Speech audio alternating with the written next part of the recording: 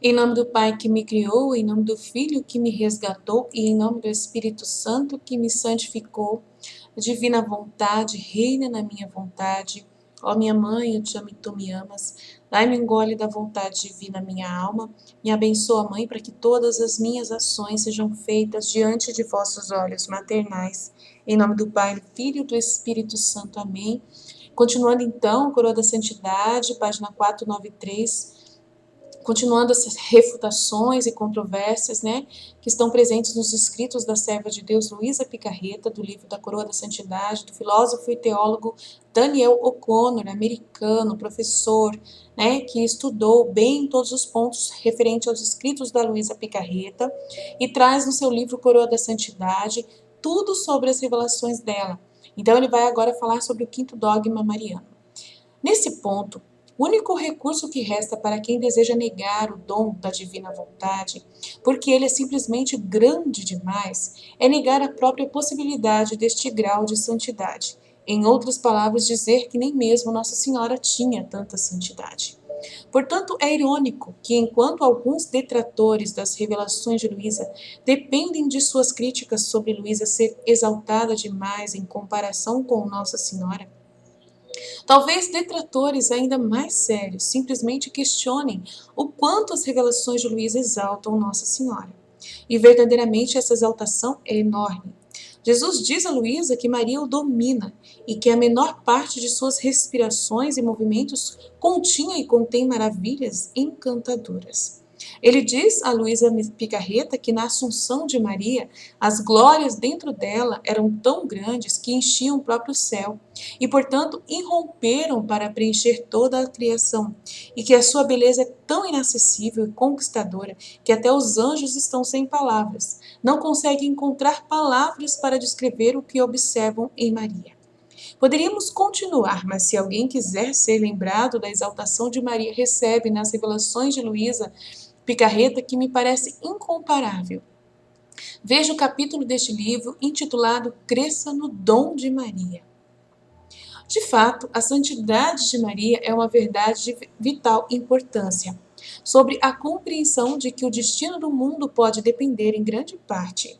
Talvez isso pareça ridículo para alguns, mas devemos lembrar quanto depende se Nossa Senhora é dogmática, proclamada medianeira de toda graça, corredentora e advogada, títulos pelos quais ela já é validamente referida, mas infelizmente carece da definição dogmática. São precisamente aqueles que pensam que nem mesmo Nossa Senhora poderia realmente viver na vontade de Deus, que também se opõem a essa proclamação do quinto dogma mariano. Esta pergunta, por sua vez, depende da interpretação adequada das palavras do anjo Gabriel para Maria, cheia da graça. A canonização de Luísa e a aprovação total de seus escritos são, sem dúvida, dependentes da continuação da teologia mariana ortodoxa autêntica, que, por sua vez, exigirá o afastamento de uma opinião adicional de Tomás de Aquino, é isso? Tomás de Aquino afirma que essa plenitude da graça é apropriada para significando somente sustentada por Cristo.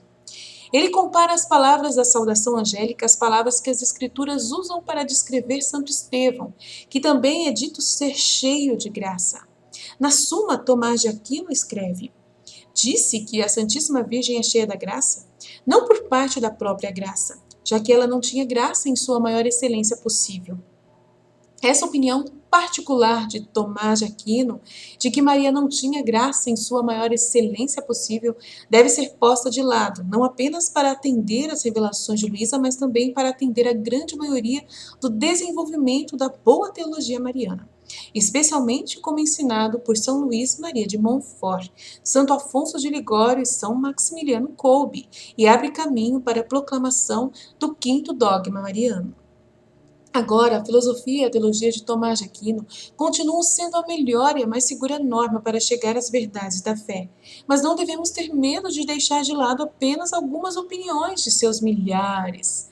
Lembre-se também de que Luísa, sendo dominicana de terceira ordem, sem dúvida, naturalmente tinha uma grande deferência e respeito por São Tomás de Aquino.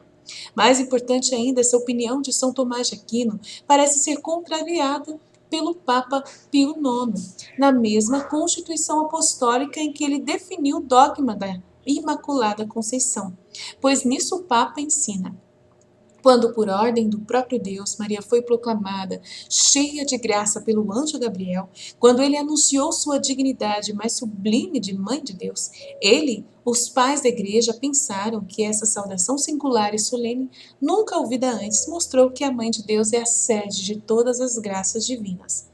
Para elas, Maria é um tesouro quase infinito. Por isso, é a opinião clara e unânime dos padres que a Virgem mais gloriosa era resplandecente com tanta abundância de dons celestes, com tanta plenitude de graça, que ela se aproxime o mais próximo possível de Deus, de um ser criado. Tenha em mente que, ao dizer, é a opinião clara e unânime dos padres. Ele não é apenas apresentar uma opinião aos católicos que eles também podem ter de se sentirem tão compelidos. Pelo contrário, que é unanimamente mantido pelos padres da Igreja, é por esse mesmo fato um dogma da fé. Pois a palavra de Deus não é meramente escritura, mas escritura e tradição. E o que é unânime dos padres não pode ser outra coisa senão a tradição sagrada. O primeiro concílio vaticano ensinou que não é permitido que alguém interprete a Sagrada Escritura em um sentido contrário ao consentimento unânime dos pais. O Concílio de Trento ensina a mesma coisa. A interpretação das Sagradas Escrituras aqui não se refere ao escopo limitado que esta frase pode implicar no discurso comum hoje. Ao contrário, aplica-se à totalidade da fé. Considere que São Tomás de Aquino não se considerava principalmente um teólogo, mas um comentarista da página sagrada. Portanto, devemos considerar essas palavras de Pio IX como infalíveis, se não explicitadamente por suas palavras, pelo menos implicitamente devido ao que elas representam. E com essas palavras ele apoia fortemente Maria, como tendo a plenitude da graça, não apenas por parte do sujeito, como afirma São Tomás de Aquino, mas também por parte do objeto. Pois se, como ele diz, ela se aproxima o mais próximo possível de Deus, então a plenitude é atribuída à própria graça, pois caso contrário não haveria nada para impedir que outra criatura em algum momento no futuro se aproximasse mais de Deus do que ela. Nesse caso, ele teria dito apenas que Maria se aproximou mais perto de Deus do que qualquer outra criatura tinha se aproximado. Para ilustrar, se alguém estivesse classificando as realizações de alpinistas especialistas, a única justificativa que ele poderia apresentar para dizer que um determinado alpinista se aproximava da altitude mais alta possível para um alpinista, exigiria que o alpinista em questão, de fato, alcançar o pico da montanha mais alta do mundo. Se não fosse assim, não haveria como afirmar com tanta confiança absoluta que nenhum alpinista jamais subiria ainda mais alto. Certamente, alguém que classifica alpinistas pode estar errado em suas avaliações, mas um Papa, emitindo um claro ensino sobre a fé contido em uma Constituição Apostólica, não pode estar. Nós sabemos. Antes, que o que logicamente se segue desses ensinamentos magisteriais, claramente oficiais, também é certamente verdadeiro. Além disso, se Maria é, como ensina o Papa aqui, o assento de tudo, das graças divinas, um tesouro quase infinito, então não há graça que não esteja dentro dela. O fato de ela não ter feito isso ou aquele bom trabalho na terra, ou recebido este ou aquele sacramento, não diminui mais a plenitude da graça nela do que em seu filho. Um belo resumo das glórias de Maria é apresentado pelo padre Peter Damian Ferry, citando São Tomás de Aquino, Thomas Cajetan, Conrado de Saxônia e a encíclica Ad Caeli Reginae do Papa Pio XII, respectivamente, dizendo que Maria, em virtude de sua divina maternidade, goza de uma certa dignidade infinita, que atinge os limites da divindade, que Deus pode criar um mundo maior, mas não pode tornar uma mãe mais perfeita que a Mãe de Deus, e que a dignidade da Mãe de Deus é muito singular, sublime e quase divina. Pode-se ainda tentar argumentar que Maria não teve a plenitude da graça devido a uma coisa logicamente incoerente, assim como não faz sentido se referir ao maior número. Mas Tomás de Aquino responde bem a essa objeção em seu próximo artigo da Suma Teológica, pois ele diz que a graça em Cristo não é de fato infinita, mas sabemos que ele anteriormente argumenta corretamente que Cristo realmente tinha a plenitude da graça por parte da própria graça. Isso se deve ao simples fato de que a graça, sendo um acidente, é inerente à alma, mas a alma de Cristo não é eterna. Foi criado na Assunção, Anunciação, e o que quer que seja criado não pode ser infinito. Como sempre, porém, as distinções apropriadas permitem que a situação seja formulada de qualquer maneira. Pois alguém pode, de fato, dizer validamente que a graça em Cristo, e portanto também em Maria, ou em quem tem o dom de viver na vontade divina, é infinito na medida em que isso se refere a ter tudo o que possa pertencer à natureza da graça.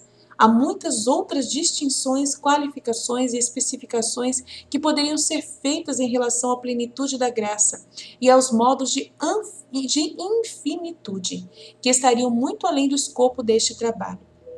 Basta dizer que Maria realmente fez, em certo sentido real, além do sentido em que São Tomás de Aquino concedido? Por que concedido? Além do sentido que São Tomás de Aquino concedeu. Ter a plenitude da graça por parte da própria graça, e de certa forma ter graça infinita, e que também é algo que pode ser atribuído a uma alma que vive na vontade divina, embora com qualificações importantes adicionais que não se aplicariam a Maria ou à alma de Cristo. O destino dos escritos de Luísa Picarreta na Igreja, sem dúvida, está em grande parte relacionado ao destino da causa de Maria na Igreja. O quinto dogma mariano aguarda a proclamação. Vamos rezar para que isso chegue em breve, como se por meio de um presente de despedida o Papa Bento XVI, apesar de nunca, que eu saiba, tenha usado o termo antes, em algumas de suas palavras finais para nós, como nosso Santo Padre, nos deixou como uma referência a Maria como a mediadora de toda a graça. Este é claramente o desejo do Espírito Santo que seja assim. Então, o que ele quer dizer aqui? Que Jesus, ele tinha uma alma que foi criada para poder conter ele, né? Conter o seu espírito encarnado, do verbo encarnado. Então, foi criada uma alma humana, tá? Nossa Senhora também tinha uma alma humana, né? Então, ela recebeu nessa alma humana a graça infinita, como Jesus também recebeu. Mas Jesus, ele era o verbo encarnado, então ele tinha por natureza a graça. Ele já tinha por natureza a graça, que foi, né, comunicada à sua alma. Ela teve a graça por graça, né, por doação, porque ele doou, ele deu essa graça infinita que ele tinha, né, para conter na alma de Maria. Então, qualquer outro pode ter essa graça infinita por causa de Jesus, que é Ele quem doa, é Ele quem doa pelo seu sacrifício na cruz. Então, quem tem uma alma pode viver como Jesus e Maria viveram na terra, plenamente uma santidade de uma infinita graça, superabundante por causa da doação de Jesus, através dos méritos conquistados por ele, né, que divinizou todas as coisas. Então, o que ele é por natureza, Maria é por graça. O que nós podemos também ser por graça, como Maria. Então, por enquanto, é isso. A gente tem mais, a gente vai falar mais coisas aqui, continuando o livro, né, mas vamos acabar esse vídeo e continuar no próximo. Jesus, eu confio em vós, fiat, fiat, fiat.